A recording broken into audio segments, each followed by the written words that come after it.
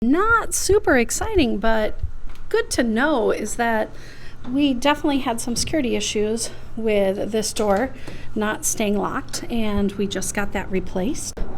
A volunteer decided to take on the project of restaining the swing set.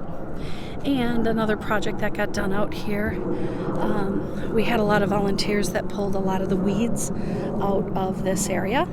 Another big project that you can notice out here is that we had a lot of lawn work that had to get done and a lot of cleanup. So two things happened there.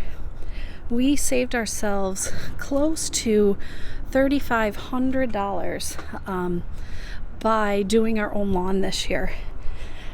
The downside of that is that we're not always done right on time when we'd like to be done. We're using both volunteer work and we're using custodial help in that process also. So anytime that you have part-time people and you're trying to get projects like this done, it doesn't always happen on the exact days that you want done. Awful time to be videoing, but Ed and his crew did a lot of patching. This was a really large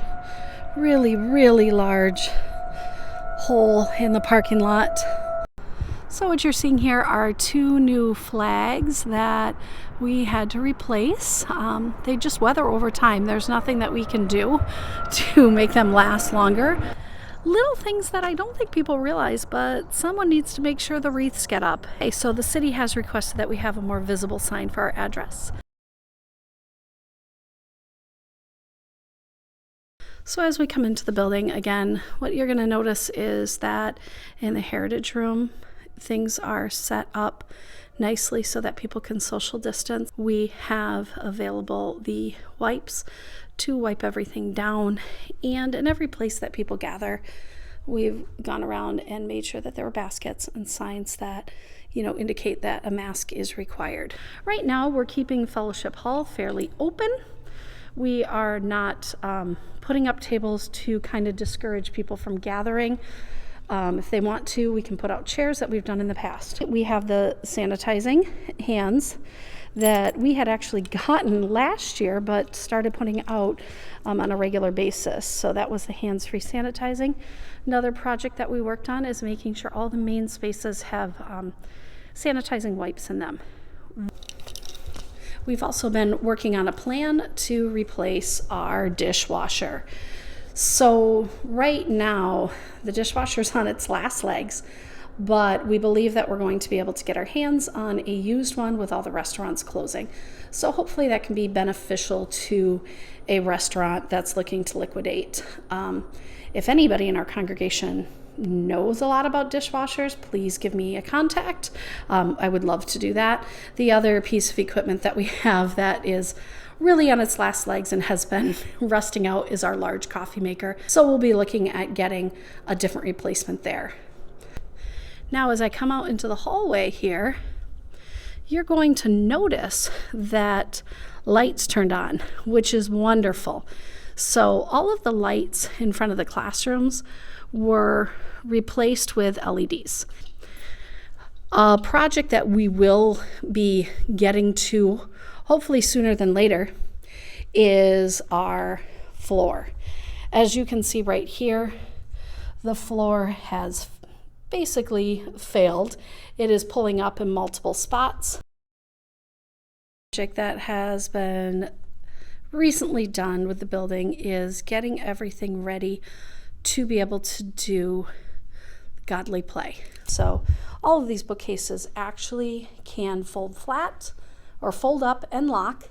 So all of the stuff can be secured, and we will have the ability to move godly play into whatever room we feel that it should be moved to. So as I'm in room 3 and 4, as you can tell, people were meeting in a nice big socially distant circle. Some of the changes that have been happening in here since Ebenezer's left is we did have to replace some of the carpet squares. I think you can see where that occurred. And some of the changes that we'll need to do within the next 2 weeks is we will need to move out all of the storage in this area. So any help again would be amazing if we have people that were willing to do that. And if we come into the chapel, one thing to note is that the chapel is still being used on Sunday afternoons for VIP ministries. They generally have less than 10 that come to their services. So heading into the fireside room, right away what you're going to notice that's different in the fireside room is that the tables are set to the limit of 4 people. And what you're also going to notice is that the rest of the chairs are over here. And again, we've got the mask sign with some mask candy, and we also have the wipes that are over there. So what's fun is Josh was obviously doing something in here, but another thing that we've had to deal with is making sure that the transition piece into the sanctuary is fixed.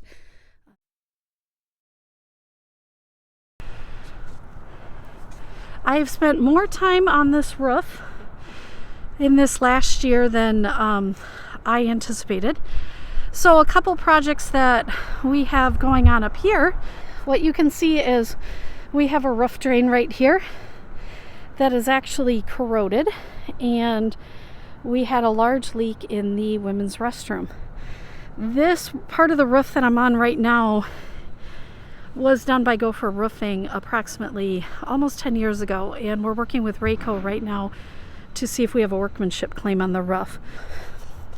The next thing that we've been working on is, you guys know that we've had a lot of problems downstairs on the ceiling, and we have 2 additional roof drains over here that have had a fair amount of leaks.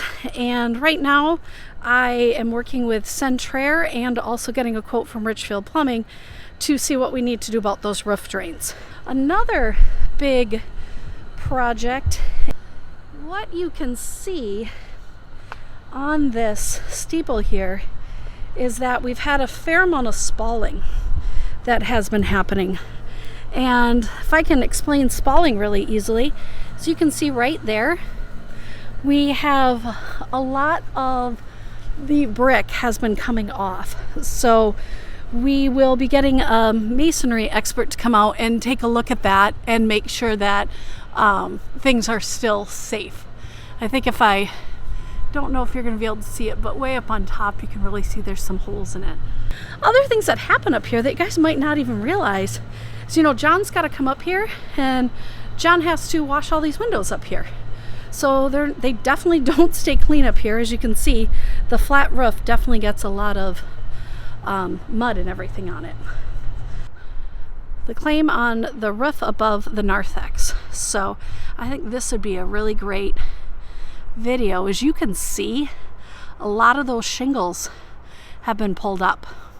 And as you can also tell, we are missing shingles on the roof right now. There is a claim for around that hailstorm with the wind. And you can see as you go through again, don't know if the video is going to really highlight it, but you can see just all those shingles on that side are really lifted up. So I'm gonna walk around here. If you've ever not had a look above, this is kind of fun to see. Other projects that will need to be done in the courtyard. So some of the projects have already been done. Carol Olson was staining and resanding the benches. So Julie is up here helping me. Oh, since we were up on the roof before, let me give you just a little view of what a roof drain might look like. And that's open right now because we are still struggling figuring out how we are going to fix the water leaks. So the water leaks are not roof based, they are drain based. And it took a while for the roofing company to determine that, and it took a while for a plumber to be able to determine that also. So when you're looking at the ceiling here, this has been a project that we could have just slapped some tiles up and Now we're actually at the point we're going to need to open up a 3x3 space there for the plumbing company to come and determine what needs to happen with that roof drain. A big project that has taken up a fair amount of time lately, it's just going to be so beautiful for you to see, is our drain. The drain that I showed everybody up on the roof is rusting out and corroding. It just, everything has a lifespan. And some of these things that we're dealing with, they're not fun, they're not exciting and enjoyable. They don't look pretty, but they're things that we have to do to make sure our building isn't under a flood.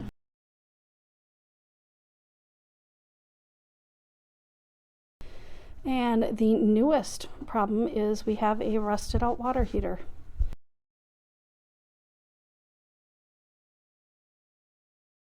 Okay, what you're looking at here is all of the internet that comes into the building, and that's been a project that is going to be adjusted coming up soon, but that's another project that we have on the docket.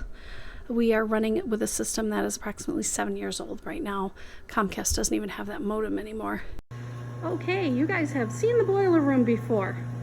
Really exciting, but I've got to tell you, a lot has been done here. The boilers have been set so that they work in tandem with each other, and it's way more energy efficient. One of the latest things that has gotten done, see there's lots of equipment over here.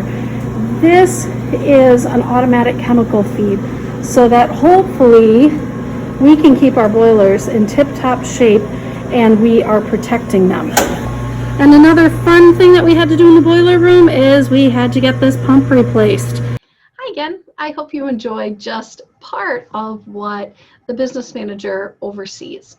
What I just showed you was the facilities part. There are many other parts to the business manager's role. The business manager also oversees all of the finances. I have a great team that helps me with that. Orv and Bernice are wonderful. And we were also, within COVID, we did have the blessing to apply for that payroll protection. The business manager also handles the human resources. Obviously, COVID was a real intriguing addition to that, where we needed to come up with business safety plans required by the state of Minnesota. We also needed to make sure that we had good return to work plans for employees. We really have had to pivot a lot to do our jobs differently, and part of the business manager's role is to support all of the employees trying to do their roles differently. So look for another video coming up soon to see more about that. If you have any questions, don't hesitate to reach out to me. I look forward to hearing from all of you.